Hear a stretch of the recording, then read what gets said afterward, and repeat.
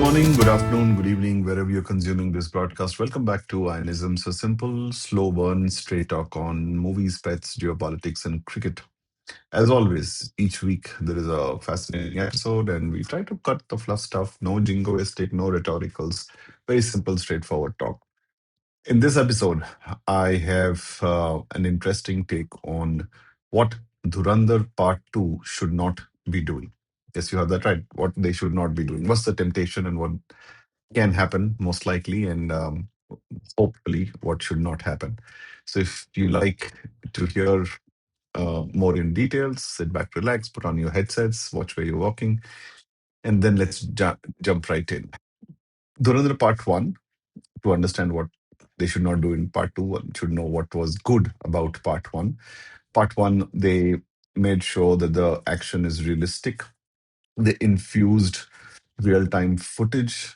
The general texture of the movie was such that it was a refreshing change from the usual over the top slow motion action sequences, cars blowing up, and all that. Not that this did not have, it did, but for most part, I could probably say, barring the last chapter, most part of the movie, I think there were seven chapters till up till six. They did a fairly good job of keeping it grounded, making it real, nothing too over the top, while keeping a tinge of the massy flavor. So that was what made the movie stand out. The second part was about, not the second part, as in the second point was about fantastic editing. The fact that it was a 3 hour, 34-minute runtime, it did not feel so because they packed it neatly into chapters. So that was thumbs up. The third thing that was good is the spectacular background score using Kavali with techno trance, with EDM, with hip hop, with a bit of reggae and rap. I thought it was an intelligent choice, and it kind of fits the bill. Not that other people haven't tried that before, but it kind of fit the bill. And everybody's, of course, raving about the acting. I think more than the acting, because the script was so tight, so good, and the casting was very appropriate, I think. So if you look at some of the most iconic movies of all time, think of Sholay, think of Mr. India, and not just the great protagonist, but what makes the protagonist better is the support staff, the star cast around it. So all the support cast around Mr. Amitabh Bachchan and Mr. Dharmendra in Sholay have become iconic. And one can even say not just Mr. Amjad Khan's character, but all the other sub characters as well.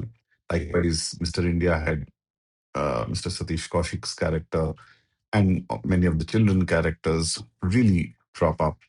And so it's a good sign that the movie is working well when dire star cast takes the burden, takes the load. Highlights were the support cast that made the protagonist part look even better. So, for example, Mr. Arjun Rampal, his character, Mr. Rakesh Bedi's character, two characters, and Mr. Akshay Khanna's character, these three characters completely stood out, as did Miss Sarah Arjun's character as well. So the support cast, and of course, I forget the name of the fine gentleman who played the brother, Uzair Baloch. He did a fabulous job as well. So it's just, again, it's very unfair not to name the rest of the star cast. I think it seemed authentic enough to make it believable. That's what the magic of casting is, that when you cast someone and they take the role not just seriously, but they become part of the director's vision. It's as much as the director's credit as it is for the actor who buys into that vision and not treat it like a 9 to 5 job. And that what that means is the authenticity of the character emerges once you start believing in that role. And that showed, especially Mr. Rakesh Bedi's character showed that quite well without going too caricaturish. I think they had just I think the credit to Mr. Aditya Dhar there to balance the humor to an extent that it didn't sound caricaturish or stupid or cartoonish. That was the fine tuning that was much appreciated. And of course the costume design, the cinematography, all of these. So so many things they got checked, right? Many a times even either the protagonist is done well or there is a short sequence which is done well. So there are pockets in part one of Dhurandhar. They get, if there are 10 things, cinematic disciplines that needed to be very good or ideal or perfect, they get about seven or eight very spot on. Yeah. Few chunks, like I said, the last bit, the car chase, the exaggerated violence towards the end, almost became like a 70s car chase sequence, which kind of almost was not in the same texture of the rest of the movie. Could have handled it a little bit better. So, but when you zoom out, overall as a package, it's a rewatchable package, which means you can probably go back and watch the movie again. That is a big testimony in this day and age and times where many people I've heard have watched it two times, which is fabulous achievement within itself.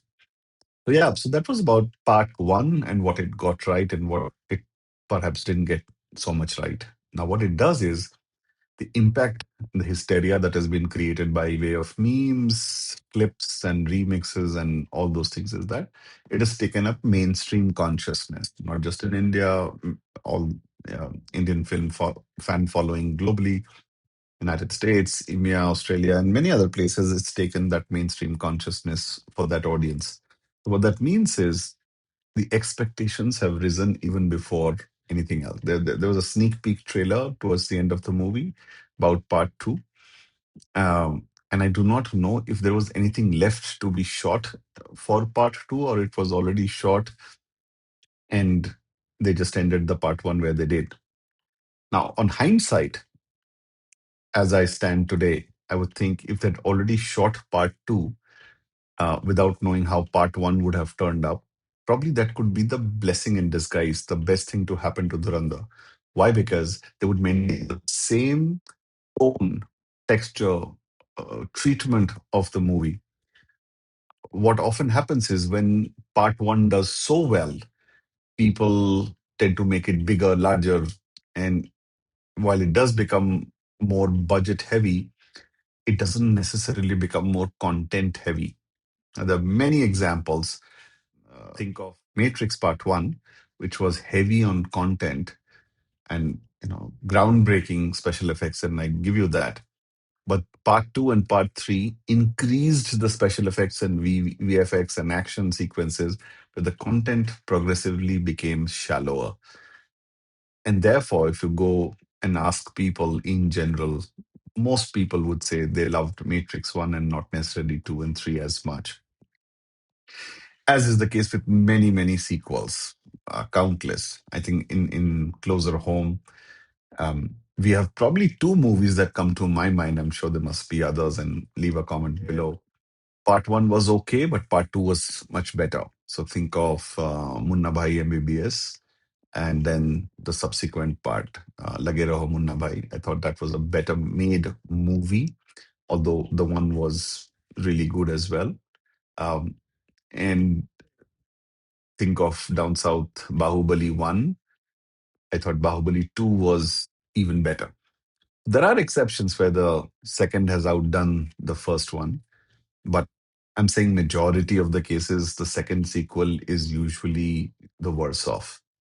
And so my fear is that if Dhurandhar is not yet shot and they're shooting or completing or post-production work for part two, they should not up the ante and turn up the volume just to show or showcase more violence and more cars going instead of 50 feet, they're going 200 feet. That's not what it'll go against the grain texture of the movie. It'll go against the very tone of the movie. If they can manage to keep it grounded and continue to give the same treatment, that would be a job very well done. So, what are the three tropes they should watch out for? What they should not be doing? Number one, they should not be introducing additional songs. I heard in some interview that some of the composers or arrangers said we had a couple more songs, and we were requesting the director to, why don't you put a couple more songs? Do not do that. Let the songs be interwoven into the story, and it should play out in the background as if it's just going on and it's not distracting. It's not like an item number. This movie does not warrant an item number. I think the sequence in part one where they went on a bike ride in arguably the streets of Karachi, that song sequence, Gehra Hua, and probably could have shortened it or not had it. And he could have had it in the soundtrack of the album going in the background somewhere, which is fine. But it did not warrant a separate screen time. And I just hope for part two, they do not introduce additional songs which kind of not just stretch the runtime, but also derail the momentum. It's supposed to be a taut, tight espionage thriller. And I'm guessing it'll be covering the events and incidents from 2010 to 20. There's a lot of content in there because you have some very, very powerful action heroes in there.